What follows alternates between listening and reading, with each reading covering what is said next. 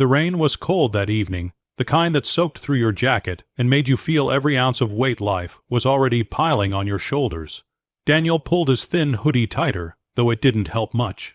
He had just finished another day of rejection, job application after job application, always the same forced smile from the interviewer, followed by a polite but crushing, "We'll be in touch." They never were. Daniel wasn't just jobless, he was a father, a single dad with an 8-year-old daughter named Lily who depended on him for everything. He had promised her pancakes for dinner that night, even though their fridge barely had anything inside.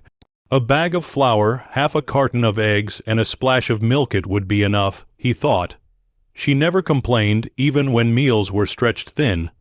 But deep down, Daniel hated himself for not giving her the life she deserved.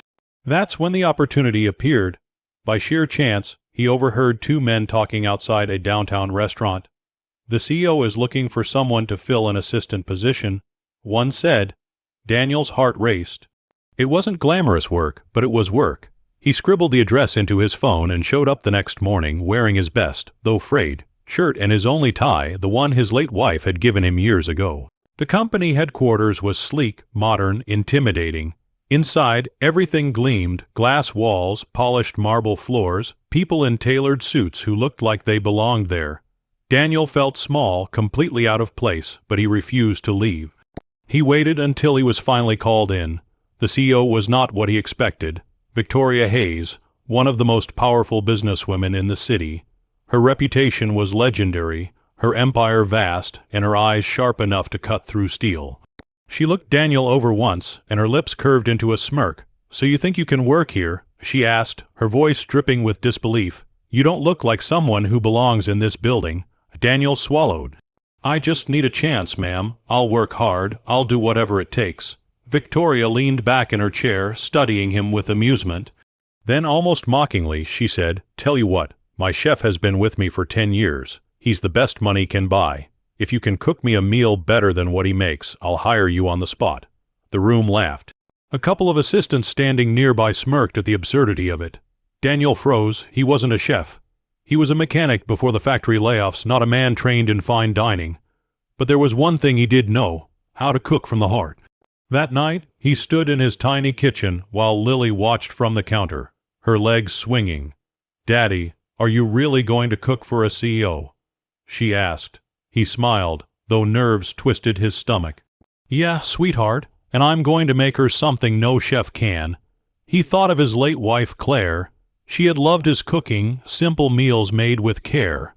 Her favorite had been his roasted chicken with garlic, mashed potatoes, and buttered vegetables. Not fancy, but filled with warmth. That's what he would make. The next day, Daniel showed up at the company's private dining hall, where Victoria and her chef stood waiting. The chef wore pristine whites, looking almost insulted by the challenge. Victoria crossed her arms, clearly expecting him to fail. Daniel got to work. His hands trembled at first, but as the smell of garlic and herbs filled the air, something shifted. He wasn't just cooking for a CEO. He was cooking for his wife, for his daughter, for the memory of family dinners where laughter mattered more than money. He plated the food simply, without the flair of restaurant artistry. Just honest, hearty, beautiful food. When Victoria took the first bite, she paused. Her brow furrowed, then softened in a way no one in the room had seen before. She ate another bite, and another. Silence filled the space. "This," she whispered almost to herself, "this tastes like my mother's cooking." The room stilled. Daniel blinked, confused as she slowly set down her fork. For the first time, the powerful CEO didn't look like a giant in an ivory tower. She looked human. A memory had been unlocked inside her, something she hadn't felt in years. "My mother used to make chicken like this before she passed," Victoria said quietly, her voice breaking. "I haven't tasted it since I was a teenager." Her assistants exchanged shocked glances. The CEO, known for her icy exterior, was crying. Daniel's voice was soft. "I didn't cook for perfection. I just cooked with love. That's what I do for my daughter every day." Victoria looked at him, really looked at him, for the first time. The mockery in her eyes had vanished, replaced with something raw and vulnerable. "Mr. Carter," she said finally, her voice steadier now, "you're hired, not because you beat my chef, but because you reminded me of something I'd forgotten. You reminded me what it feels like to be home." The chef himself gave a nod of respect, something Daniel never expected. Daniel walked out of that building not just with a job, but with a renewed sense of dignity. That night he came home, lifted Lily into his arms, and whispered, "We did it, sweetheart. We finally did it." And somewhere, in the corner office of a towering skyscraper, a CEO who once mocked him sat alone with tears on her cheeks, eating the rest of the chicken, savoring not just the flavor, but the memory of love it carried back into her heart. The weeks that followed felt like stepping into a new chapter Daniel never believed he'd reach. He wasn't just hired. Victoria placed him in a role that gave him stability, respect, and enough pay to finally stop worrying if there'd be food on the table each night. For the first time in years, he could walk into a grocery store and pick out fresh fruit, real cuts of meat, even Lily's favorite strawberry yogurt without counting coins in his pocket. But the story didn't end there. One Friday evening, when most employees had gone home, Victoria called Daniel into her office. She wasn't the untouchable, cold CEO he had first met. Instead, she looked almost grateful. She invited him to sit, and after a long pause, she confessed something that surprised him. "I used to think power and money could replace everything I lost," she said, her eyes lowering.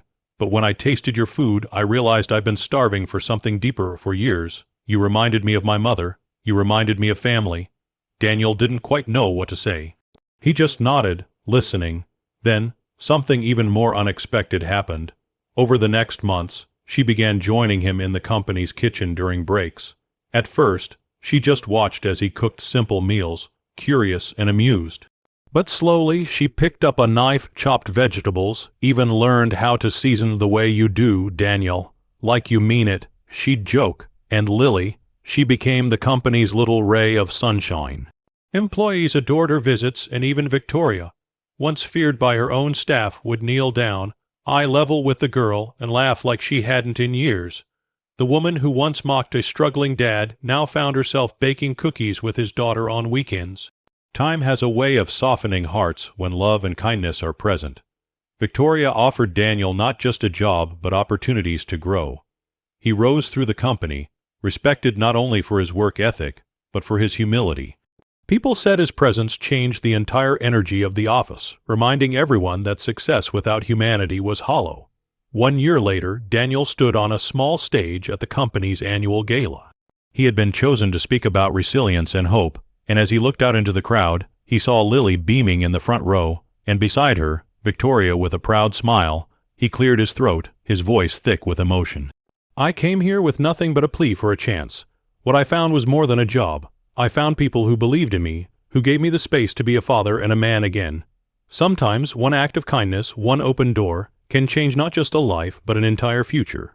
The room erupted into applause, but what mattered most was the tear he caught in Victoria's eye, a mirror of the tear in his own. That night, Daniel and Lily walked home hand in hand under the city lights.